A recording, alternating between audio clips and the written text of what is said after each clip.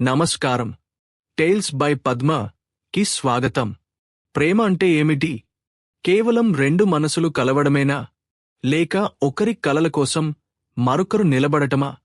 మధ్యతరగతి జీవితాల్లో బాధ్యతల మధ్య నలిగిపోయే ప్రేమ కథలు ఎన్నో ఉంటాయి.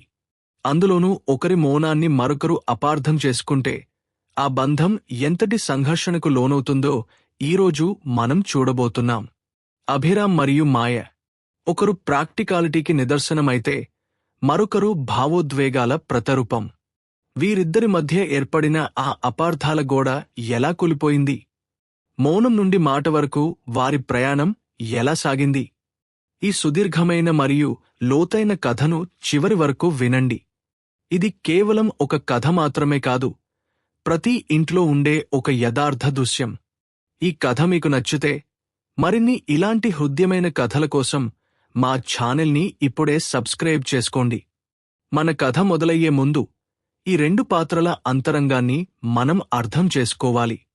ఇది కేవలం ఇద్దరు వ్యక్తుల కథ కాదు, రెండు విభిన్న మనస్తత్వాల కలయిక. అభిరామ్ ఒక మధ్యతరగతి కుటుంబం నుండి వచ్చిన యువకుడు. అతని తండ్రి ఒక చిన్న ప్రభుత్వ ఉద్యోగి.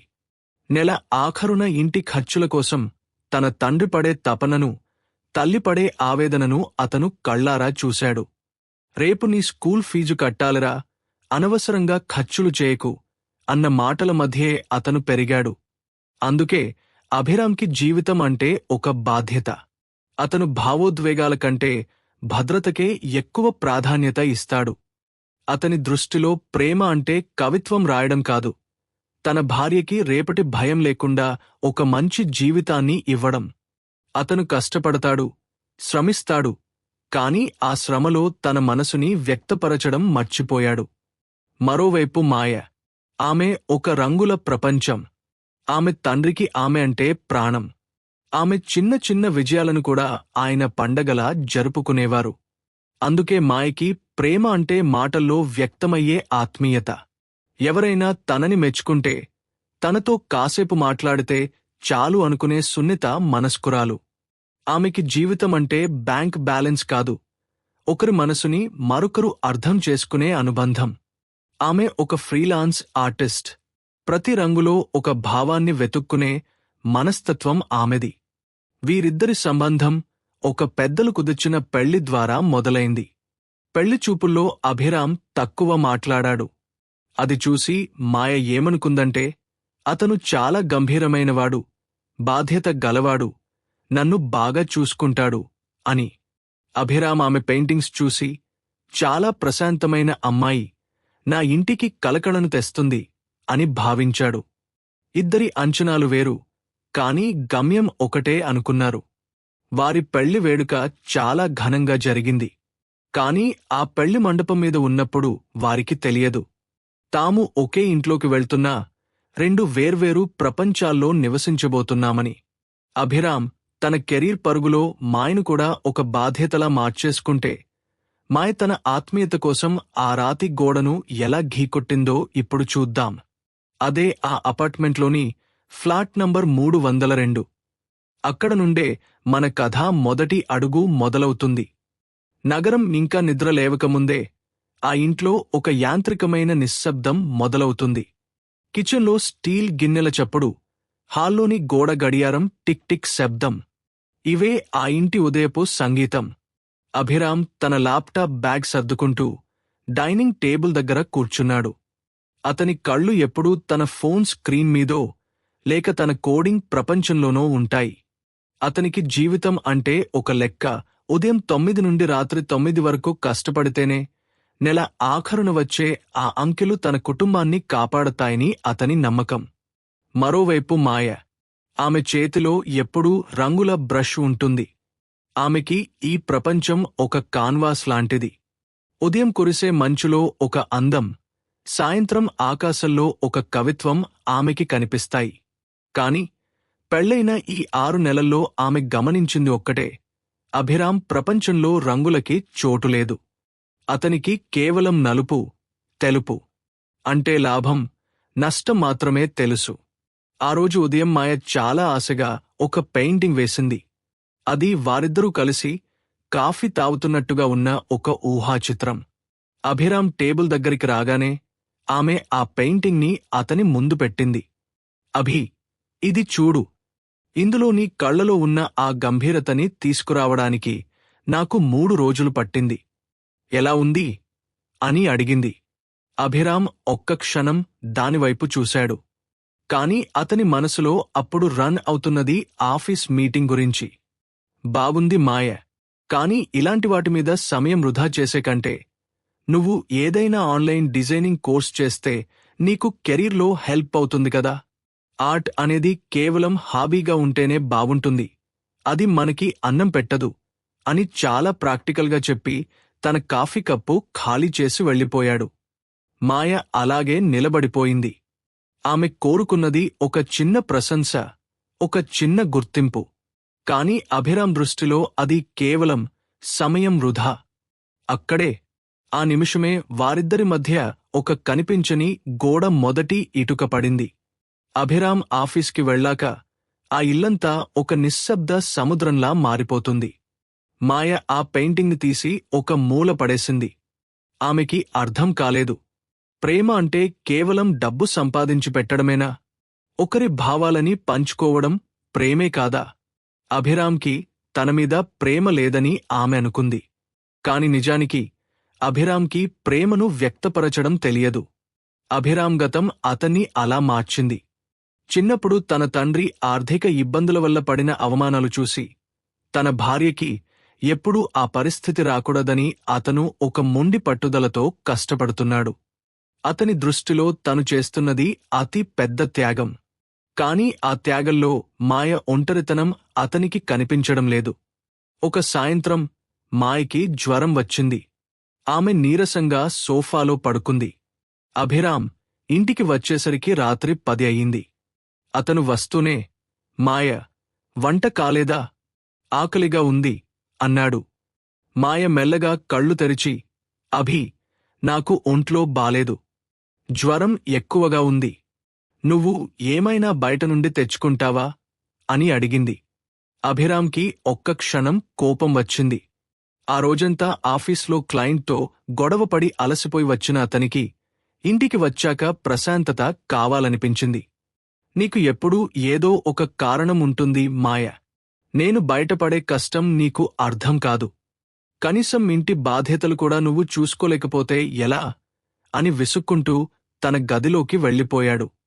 ఆ మాట మాయ గుండెల్లో గుణపంలా గుచ్చుకుంది. ఆమె ఏడుస్తూ అక్కడే పడుకుంది.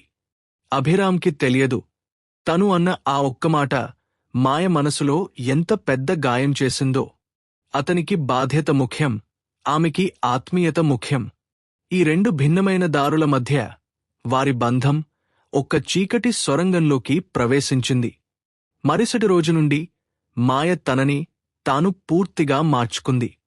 ఆమె పెయింటింగ్స్ వేయడం ఆపేసింది. అభిరామ్కి కావాల్సినవన్నీ ఒక మెషిన్లా చేసి పెడుతోంది. కాని ఆమె కళ్లలో ఆ పాత మెరుపులేదు. అభిరామ్కి అది గమనించే తీరికలేదు.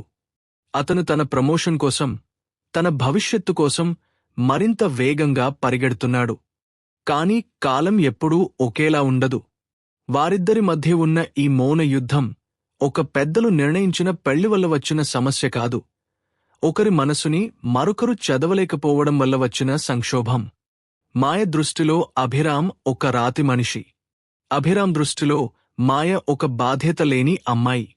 ఈ అపార్థాల గోడ ఎంత ఎత్తుగా పెరిగిందంటే ఒకరి ముఖం ఒకరు చూసుకోవడానికి కూడా వారు ఇష్టపడనంతగా. కాలం ఎవరికోసమూ ఆగదు, కాని కొన్నిసార్లు అది మనల్ని ఒకే చోట స్తంభింపజేస్తుంది. మాయ మరియు అభిరామ్ జీవితాల్లో కూడా అదే జరిగింది. ఆ అపార్ట్మెంట్లోని 4 గోడల మధ్య ఇప్పుడు కేవలం మౌనం మాత్రమే మాట్లాడుతోంది. ఉదయం లేచిన దగ్గర నుండి రాత్రి పడుకునే వరకు వారి మధ్య సంభాషణలు కేవలం అవసరాలకే పరిమితమయ్యాయి. కాఫీ ఎక్కడా? డబ్బులు టేబుల్ మీద ఉన్నాయి. ఈరోజు లేట్ అవుతుంది. ఈ 3 వాక్యాలే వారి ప్రపంచం. మాయ తనలోని కళాకారిణిని చంపేసుకుంది. ఆమె బ్రష్లు ఎండిపోయాయి. రంగుల డబ్బాల మీద దుమ్ము చేరింది. ఒకప్పుడు రంగులతో ఆడుకున్న ఆమె వేళ్లు ఇప్పుడు కేవలం వంట గదిలోని పాత్రలతోనే యుద్ధం చేస్తున్నాయి. అభిరామ్ తన విజయానికి చేరువవుతున్నాడు. ఆఫీస్లో అతనికి స్టార్ పర్ఫార్మర్ అవార్డు వచ్చింది. కాని ఆ సంతోషాన్ని పంచుకోవడానికి ఇంట్లో ఒక స్నేహితురాలు లేదని అతను గమనించలేదు. అతను గెలుస్తున్నాడు, కాని తన బంధంలో ఓడిపోతున్నాడు. ఒక శనివారం మధ్యాహ్నం మాయ తన పాత సామాన్లు సర్దుతుంటే ఆమెకి ఒక పెళ్లి నాటి ఫోటో దొరికింది. అందులో అభిరామ్ ఆమె చేయి పట్టుకుని నవ్వుతున్నాడు. ఆ నవ్వులో ఒక అభయం ఉంది, ఒక భరోసా ఉంది. కాని ఇప్పుడు ఆ చేయి కేవలం ల్యాప్టాప్ కీబోర్డ్ మీద మాత్రమే కదులుతోంది. అదే సమయంలో ఆమె ఫోన్ మోగింది. అది ఆమె తండ్రి స్నేహితుడు రామారావు గారు. అమ్మా మాయ, మీ నాన్నకి హార్ట్ ఎటాక్ వచ్చింది. వెంటనే సిటీ హాస్పిటల్కి రామ్మా. పరిస్థితి కొంచెం సీరియస్గా ఉంది అని ఆయన కంగారుగా చెప్పారు. మాయ ప్రపంచం ఒక్కసారిగా కూలిపోయింది. ఆమెకి కళ్ళు తిరిగినంత పనైంది. వణుకుతున్న చేతులతో అభిరామ్కి ఫోన్ చేసింది. ఒకసారి, 2 సార్లు, 3 సార్లు. అతను లిఫ్ట్ చేయలేదు. 4గోసారి అతను ఫోన్ ఎత్తి, మాయ, నేను ఒక ఇంపార్టెంట్ ప్రెజెంటేషన్లో ఉన్నాను. నీకు ఎన్నిసార్లు చెప్పాలి నన్ను డిస్టర్బ్ చేయొద్దని? ఏమైనా ఉంటే మెసేజ్ చెయ్యి అని విసుగ్గా ఫోన్ పెట్టేశాడు. మాయకి కన్నీళ్లు ఆగడం లేదు. ఆమె మెసేజ్ చేసింది, నాన్నకి హార్ట్ ఎటాక్. నేను హాస్పిటల్కి వెళ్తున్నాను. ప్లీజ్ త్వరగా రా. కాని అభిరామ్ ఆ మెసేజ్ చూడలేదు. అతను తన కెరీర్లోనే అత్యంత ముఖ్యమైన మీటింగ్లో ఉన్నాడు. ఆ మీటింగ్ సక్సెస్ అయితే అతనికి విదేశాలకు వెళ్లే అవకాశం వస్తుంది. మరోవైపు మాయ ఒంటరిగా హాస్పిటల్కి చేరుకుంది. అక్కడ అంతా పరుగుల ప్రపంచం. స్ట్రెచర్లు, డాక్టర్ల అరుపులు, ఏడుపులు. ఆమెకి ధైర్యం చెప్పే మనిషి లేడు. డాక్టర్ వచ్చి, అమ్మా, వెంటనే 50,000 కట్టాలి, ఆపరేషన్ మొదలు పెట్టాలి అని చెప్పారు. మాయ మళ్లీ అభికి ఫోన్ చేసింది. ఈసారి అతను ఫోన్ స్విచ్ ఆఫ్ చేశాడు. మాయకి అప్పుడు అర్థమైంది, తన జీవితంలో తను ఎంత ఒంటరిదో. ఆమె తన దగ్గర ఉన్న నగలను తీసి హాస్పిటల్ బిల్లింగ్ కౌంటర్లో పెట్టింది. ఇవి ఉంచుకోండి, నా దగ్గర ఇప్పుడు డబ్బులు లేవు. ప్లీజ్ నాన్నని కాపాడండి అని ప్రాధేయపడింది. అదృష్టవశాత్తు అక్కడే ఉన్న ఒక పాత స్నేహితుడు ఆమెను చూసి సహాయం చేశాడు. రాత్రి 9 గంటలకి అభిరామ్ హాస్పిటల్కి వచ్చాడు. అతని ముఖంలో అపరాధ భావం లేదు, కేవలం అలసట ఉంది. అతను మాయ దగ్గరికి వెళ్ళి, సారీ మాయ, ఫోన్ సైలెంట్లో ఉంది. ఇప్పుడు మీ నాన్న ఎలా ఉన్నారు? డబ్బులు ఎంత కావాలి? నేను ఇప్పుడే ట్రాన్స్ఫర్ చేస్తాను అన్నాడు. మాయ నెమ్మదిగా తల ఎత్తి అతని వైపు చూసింది. ఆ చూపులో కోపం లేదు, అసహ్యం లేదు, కేవలం ఒక శూన్యముంది. డబ్బులు కట్టేశాను అభి. నా ఫ్రెండ్ హెల్ప్ చేశాడు. నువ్వు ఇప్పుడు వెళ్ళిపోవచ్చు. నీ ఆఫీస్ పని పూర్తి అయిపోయింది కదా, ఇక విశ్రాంతి తీసుకో అని చాలా ప్రశాంతంగా అంది. అభిరామ్కి ఆ ప్రశాంతత భయం వేసింది. మాయ, నేను కావాలని చేయలేదు. నా కెరీర్ గురించి నీకు తెలుసు కదా అని ఏదో చెప్పబోయాడు. నీ కెరీర్, నీ బాధ్యత, నీ డబ్బు, ఇవే కదా నీ ప్రపంచం అభి. ఇందులో మనుషులకి చోటులేదు. నాన్న ప్రాణాపాయలో ఉంటే నువ్వు ఫోన్ ఆఫ్ చేసుకున్నావు. ఆ క్షణం నాకు అర్థమైంది. నీకు నా మీద ప్రేమ లేదు, కేవలం ఒక సోషల్ కాంట్రాక్ట్ లాగా ఈ పెళ్లిని భరిస్తున్నావు. ఇక చాలు అభి, నేను అలసిపోయాను అని మాయ అక్కడి నుండి లేచి వెళ్ళిపోయింది. ఆ రాత్రి అభిరామ్ హాస్పిటల్ కారిడార్లో ఒంటరిగా కూర్చున్నాడు. అతని చేతిలో ఉన్న ఆ ఖరీదైన ఫోన్, అతని బ్యాంక్ బ్యాలెన్స్ ఏవీ అతనికి ఓదార్పుని ఇవ్వలేకపోయాయి. మొదటిసారి అతనికి తన జీవితం ఒక పెద్ద వైఫల్యంలా అనిపించింది. అతను సంపాదించిన డబ్బు మాయ కన్నీళ్లను తుడవలేకపోయింది. మరుసటి రోజు మాయ నాన్న కోలుకున్నారు. కాని మాయ మాత్రం అభిరామ్తో మాట్లాడటం పూర్తిగా మానేసింది. ఆమె తన సామాన్లన్నీ సర్దుకుని నాన్నని చూసుకోవడానికి వాళ్ల ఇంటికి వెళ్ళిపోతానని చెప్పింది. అభిరామ్ అడ్డు చెప్పలేదు. చెప్పే అర్హత కూడా అతనికి లేదని అతనికి తెలుసు. కాని ఆ ఇల్లు మాయలేనిదే ఎంత వెలితిగా ఉంటుందో అతనికి అప్పుడు అర్థం కాలేదు. మాయ వెళ్ళిపోయాక ఆ అపార్ట్మెంట్ ఒక శ్మశానంలా మారిపోయింది. అభిరామ్కి వంటరాదు, బట్టలు ఎక్కడ ఉన్నాయో తెలియదు. కాని అన్నిటికంటే ముఖ్యంగా ఆ ఇంట్లో ప్రాణం లేదని అతనికి తెలిసింది. అతను రాత్రుళ్ళు నిద్రపోలేకపోయేవాడు. సోఫాలో కూర్చుని మాయ వేసిన ఆ పాత పెయింటింగ్ వైపు చూస్తూ ఉండేవాడు. ఆ పెయింటింగ్లో తను ఎంత గంభీరంగా ఉన్నాడో, మాయ ఎంత ఆశగా తనవైపు చూస్తోందో అతనికి ఇప్పుడు కనిపిస్తోంది. ఒకరోజు అతను మాయ వాడిన అల్మారాను క్లీన్ చేస్తుంటే ఆమె డైరీ దొరికింది. అందులో ఆమె రాసుకున్న మాటలు చదువుతుంటే అతని గుండె తరుక్కుపోయింది. అభికి నేను ఒక బాధ్యతను మాత్రమే. అతనికి నేను కావాలి, కాని నా మనసు అక్కర్లేదు. అతను నాకోసం కష్టపడుతున్నాడని నాకు తెలుసు, కాని ఆ కష్టంలో పాలు పంచుకునే హక్కు నాకు ఇవ్వడం లేదు. ప్రేమ అంటే రక్షణ ఇవ్వడం మాత్రమే కాదు అభి, ఆ రక్షణలో భాగస్వామిని చేయడం కూడా. అభిరామ్కి అప్పుడు జ్ఞానోదయం అయింది. అతను మాయను అపార్థం చేసుకున్నాడు. ఆమెకి కావాల్సింది తన డబ్బు కాదు, తన సమయం మరియు గౌరవం. అతను వెంటనే ఒక నిర్ణయం తీసుకున్నాడు. తన జీవితంలో తను చేసిన తప్పును సరిదిద్దుకోవాలని నిశ్చయించుకున్నాడు. కాని అది అంత సులభం కాదు.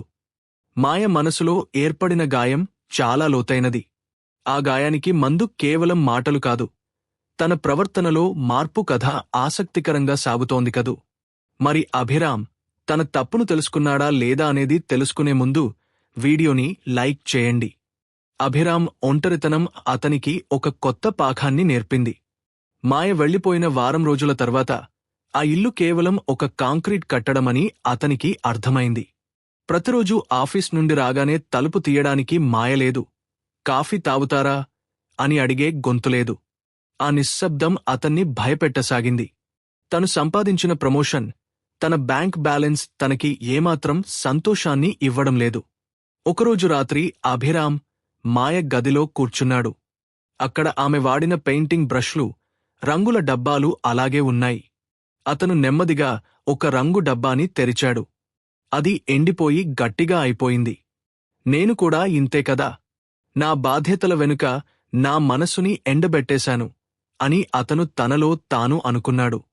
అదే సమయంలో అతనికి మాయ పాత స్కెచ్ బుక్ దొరికింది. అందులో ఒక పేజీ దగ్గర అతను ఆగిపోయాడు. అది పెళ్లైన కొత్తలో ఆమె వేసిన ఒక బొమ్మ, ఒక పెద్ద చెట్టు. దాని కింద ఒక చిన్న మొక్క. ఆ చిన్న మొక్కకి ఆ చెట్టు నీడ ఇస్తోంది, కాని ఆ నీడ వల్ల మొక్కకి ఎండ తగలడం లేదు. కింద మాయ ఇలా రాసింది: అభి, నీ రక్షణ నాకు కావాలి, కాని ఆ రక్షణలో నేను ఎదగలేకపోతున్నాను. నీ నీడ నామీద పడటం వల్ల నా రంగులు వెలిసిపోతున్నాయి. అభిరామ్ కళ్లలో నీళ్లు తిరిగాయి. తను ఆమెను ప్రేమిస్తున్నాను అనుకున్నాడు, కాని ఆమెను ఊపిరి ఆడకుండా చేస్తున్నానని గమనించలేదు. వెంటనే అతను తన ఫోన్ తీసి మాయకి మెసేజ్ చేయబోయాడు, కాని ఆగిపోయాడు. మాటల కంటే చేతలు మిన్న అని అతనికి తెలుసు. మరుసటి రోజు అభిరామ్ ఆఫీస్కి వెళ్లి తన మేనేజర్తో మాట్లాడాడు. సార్, నాకు ఒక నెల రోజులు సెలవు కావాలి. నా పర్సనల్ లైఫ్ సరిగ్గా లేదు, దాన్ని సరిదిద్దుకోవాలి అని చెప్పాడు. అతని మేనేజర్ ఆశ్చర్యపోయాడు. ఎందుకంటే అభిరామ్కి పని తప్ప మరొక ప్రపంచం తెలియదు. కాని అభిరామ్ పట్టుదల చూసి ఆయన ఒప్పుకున్నారు. అభిరామ్ నేరుగా మాయవాళ్ల ఇంటికి వెళ్లాడు. మాయ వాకిలి ఆడుస్తూ అతన్ని చూసి ఆశ్చర్యపోయింది. ఆమె కళ్లలో కోపం లేదు, కాని ఒక రకమైన దూరం కనిపిస్తోంది. ఏంటి అభి, ఇక్కడికి వచ్చావు? ఆఫీస్ లేదా అని అడిగింది. అభిరామ్ ఆమె దగ్గరికి వెళ్లి, సెలవు పెట్టాను మాయ. ఈ నెల రోజులు నేను నీతో, మీ నాన్నతో ఉండాలనుకుంటున్నాను. నాకు వంట రాదు, కాని మీ నాన్నకి మందులు వేయడం, ఆయనకి తోడుగా ఉండటం నేను చేయగలను అన్నాడు. మాయ నమ్మలేకపోయింది. డబ్బులు పంపిస్తే సరిపోతుంది కదా అభి, నువ్వు ఇక్కడ ఉండి టైం వేస్ట్ చేసుకోవడం ఎందుకు అని కొంచెం వ్యంగ్యంగా అంది. అభిరామ్ తలదించుకుని, నేను పంపిన డబ్బులు నీ కన్నీళ్లను తుడవలేకపోయాయి మాయ. నాకు అది అర్థం కావడానికి చాలా సమయం పట్టింది. నన్ను ఉండనివ్వు ప్లీజ్ అన్నాడు. ఆ నెల రోజులు అభిరామ్ పూర్తిగా మారిపోయాడు. ఉదయం త్వరగా లేచి మాయ తండ్రికి వాకింగ్లో తోడుగా వెళ్లేవాడు. ఆయనతో కలిసి పాత సినిమాల గురించి, రాజకీయాల గురించి మాట్లాడేవాడు. మాయ కిచెన్లో ఉంటే అతను వెళ్లి కూరగాయలు తరిగి ఇచ్చేవాడు. ఇద్దరి మధ్య మాటలు తక్కువగానే ఉన్నా ఒకరినొకరు గమనించుకోవడం పెరిగింది. ఒక సాయంత్రం మాయ పెరట్లో కూర్చుని ఏదో ఆలోచిస్తోంది. అభిరామ్ అక్కడికి వెళ్లి ఒక చిన్న పార్సెల్ ఆమెకి ఇచ్చాడు. ఏంటిది అని అడిగింది మాయ. తెరిచి చూడు అన్నాడు అభి. అందులో అత్యంత ఖరీదైన ఆర్ట్ సెట్, కొత్త కాన్వాసులు మరియు రంగులు ఉన్నాయి. మాయ కళ్ళు మెరిశాయి. అభి, ఇవి ఎందుకు? నీ రంగులు ఎండిపోయాయి మాయ. వాటిని మళ్లీ ప్రాణం పోయాలి. నేను నీకు ఒక సర్ప్రైజ్ ప్లాన్ చేశాను. వచ్చే వారం సిటీలో ఒక ఆర్ట్ ఎగ్జిబిషన్ ఉంది. అందులో నీ పాత పెయింటింగ్స్ అన్నీ నేను రిజిస్టర్ చేశాను. నువ్వు మళ్లీ బ్రష్ పట్టాలి అన్నాడు అభిరామ్. మాయకి నోట మాట రాలేదు. తను ఎప్పుడో వదిలేసిన కలని అభిరామ్ మళ్లీ తనకి గుర్తుచేశాడు. నువ్వు ఇవన్నీ ఎప్పుడు చేశావు అభి? నువ్వు నా మీద కోపంగా ఉన్నప్పుడు నేను నీ పెయింటింగ్స్ అన్నింటినీ ఫోటోలు తీసి ఆర్ట్ గ్యాలరీ వాళ్లకి పంపాను. వాళ్లకి నీ వర్క్ చాలా నచ్చింది. మాయ, నేను నిన్ను ఒక గుహినిగా మాత్రమే చూశాను. కాని నీలో ఒక గొప్ప కళాకారిణి ఉందని గుర్తించలేకపోయాను. నన్ను క్షమించు అని ఆమె చేతులు పట్టుకున్నాడు. మాయ కళ్ల నుండి కన్నీళ్లు రాలాయి. ఈసారి ఆ కన్నీళ్లు బాధతో వచ్చినవి కావు. తనని అర్థం చేసుకున్న భర్తని చూసి వచ్చిన ఆనంద భాష్పాలు. ఆమెకి అర్థమైంది, అభిరామ్ మారాడు. అతను ఇప్పుడు కేవలం డబ్బు సంపాదించే యంత్రం కాదు, తన మనసుని గెలుచుకునే మనిషి. మాయ మళ్లీ పెయింటింగ్ వేయడం మొదలుపెట్టింది. కాని ఈసారి ఆమె వేసే బొమ్మల్లో బాధలేదు. ప్రతి రంగులోనూ ఒక కొత్త ఉత్సాహం కనిపిస్తోంది. అభిరామ్ ఆమెకి పూర్తి మద్దతు ఇచ్చాడు. ఇంటి పనుల్లో సాయం చేయడం నుండి ఆమె పెయింటింగ్స్కి మార్కెటింగ్ చేయడం వరకు అతను అన్నిటా తోడున్నాడు. ఎగ్జిబిషన్ రోజు రానే వచ్చింది. పెద్ద పెద్ద ఆర్టిస్టులు, జర్నలిస్టులు వచ్చారు. మాయ పెయింటింగ్స్కి అద్భుతమైన స్పందన వచ్చింది. ఒక జర్నలిస్ట్ మాయను అడిగింది, మీ ఈ సక్సెస్కి కారణం ఎవరు? మాయ పక్కనే ఉన్న అభిరామ్ వైపు చూసి నవ్వింది. నా విజయానికి కారణం నా భర్త. ఆయన నాకు రక్షణ మాత్రమే కాదు, నా కలలకి రెక్కలు ఇచ్చారు. ఒకప్పుడు మేము ఒకరినొకరు అర్థం చేసుకోలేక విడిపోయాము. కాని ఇప్పుడు మా మధ్య ఉన్నది కేవలం ప్రేమ మాత్రమే కాదు, ఒకరిపై ఒకరికి ఉన్న అంతులేని గౌరవం. అభిరామ్ ఆ మాటలు విని గర్వంతో నిండిపోయాడు. ఆ రోజే అతను నిర్ణయించుకున్నాడు, జీవితమంటే కేవలం ఎదగడం కాదు, పక్కన ఉన్నవారిని కూడా తనతో పాటు ఎదిగేలా చూడటం. కొన్ని రోజుల తర్వాత వారు మళ్లీ తమ అపార్ట్మెంట్కి వెళ్లారు. కాని ఈసారి ఆ ఇల్లు పాత కాలంలా లేదు. హాల్లో మాయ పెయింటింగ్స్ అలంకరించి ఉన్నాయి. కిచెన్లో ఇద్దరూ కలిసి వంట చేసుకుంటున్నారు. అభిరామ్కి ఇప్పుడు తెలుసు, ఒక చిన్న పలకరింపు, ఒక చిన్న ప్రశంస ఒక బంధాన్ని ఎంత బలంగా మారుస్తాయో. వారి పెళ్లి రోజున అభిరామ్ మాయకి ఒక ఉంగరాన్ని బహుమతిగా ఇచ్చాడు. ఇది దేనికి అభి అని అడిగింది మాయ. మనం మళ్లీ పెళ్లి చేసుకుందాం మాయ. ఈసారి అరేంజ్ మ్యారేజ్లా కాదు, ఒకరి మనసు ఒకరికి తెలిసి, ఒకరి కలలు ఒకరికి అర్థమై చేసుకునే పెళ్లి అన్నాడు అభిరామ్. మాయ నవ్వుతూ అతని భుజం మీద తలవాల్చింది. ఆ సాయంత్రం బాల్కనీలో ఇద్దరూ కూర్చుని కాఫీ తాగుతుంటే బయట వర్షం కురుస్తోంది. ఆ వర్షపు శబ్దంలో ఇప్పుడు ఒక మధురమైన రాగం వినిపిస్తోంది. అది మౌన రాగం కాదు, అది మనసు పలికే ప్రేమ రాగం. ఒకరినొకరు గౌరవించుకోవడం, ఒకరి అభిప్రాయాలను గౌరవించడం, కష్టాల్లో తోడుగా ఉండటం. ఇదే కదా అసలైన ప్రేమ. మాయ మరియు అభిరామ్ కథ ప్రతి మధ్యతరగతి జంటకి ఒక సందేశం. ప్రేమ అంటే కేవలం మాటలు కాదు, ఒకరి నిశ్శబ్దాన్ని మరొకరు అర్థం చేసుకోవడం. అభిరామ్ ఇప్పుడు తన కంపెనీలో వైస్ ప్రెసిడెంట్ అయ్యాడు. కాని అతను ప్రతి సాయంత్రం 6 గంటలకి ఇంటికి వస్తాడు. మాయ ఇప్పుడు ఇంటర్నేషనల్ ఆర్టిస్ట్. ఆమె పెయింటింగ్స్ ప్రపంచవ్యాప్తంగా ప్రదర్శించబడుతున్నాయి. వారిద్దరూ కలిసి ఒక కొత్త ప్రపంచాన్ని నిర్మించుకున్నారు. అక్కడ అపార్థాలకి చోటులేదు, కేవలం ఆదరణకి మాత్రమే చోటు ఉంది. జీవితం అంటే ఒక ప్రయాణం. ఆ ప్రయాణంలో గమ్యం ముఖ్యం కాదు, మనతో పాటు నడిచే మనిషి మనసు ముఖ్యం అని వారు నిరూపించారు. అదండి అభిరామ్ మరియు మాయల కథ. నిజమే కదా, ప్రేమ అంటే కేవలం కలిసి ఉండటం కాదు, ఒకరి గౌరవంలో మరొకరు పాలు పంచుకోవడం. అభిరామ్లాగా బాధ్యతను మోసే ప్రతి వ్యక్తికి వెనుక మాయలాంటి ఒక ఆశ ఉంటుంది. ఆశను, ఆ కలలను గుర్తించినప్పుడే ఏ బంధమైనా పరిపూర్ణం అవుతుంది. ఈ కథ మీ మనసుని తాకిందని నేను ఆశిస్తున్నాను. మీ జీవితంలో కూడా ఇలాంటి అపార్థాలు ఎదురయ్యాయా? లేక మీ భాగస్వామి మీ కలల కోసం ఎలా నిలబడ్డారో మాతో కామెంట్స్ రూపంలో పంచుకోండి. మీ ప్రతి కామెంట్ మాకు ఎంతో స్ఫూర్తినిస్తుంది. ఈ వీడియో మీకు నచ్చినట్లయితే లైక్ చేయండి. మీ ఒక్క లైక్ ఈ కథను మరింత మందికి చేరువ చేస్తుంది. షేర్ చేయండి. మీ స్నేహితులు మరియు కుటుంబ సభ్యులతో ఈ అనుబంధాల కథను పంచుకోండి. సబ్స్క్రైబ్ చేయండి. టేల్స్ బై పద్మ ఛానల్ని సబ్స్క్రైబ్ చేసుకుని బెల్ ఐకాన్ క్లిక్ చేయడం మర్చిపోకండి. తద్వారా మా తదుపరి కథను మీరు మిస్ అవ్వకుండా చూడవచ్చు. మరో అద్భుతమైన కథతో మళ్ళీ కలుద్దాం. అంతవరకు సెలవు. నమస్కారం.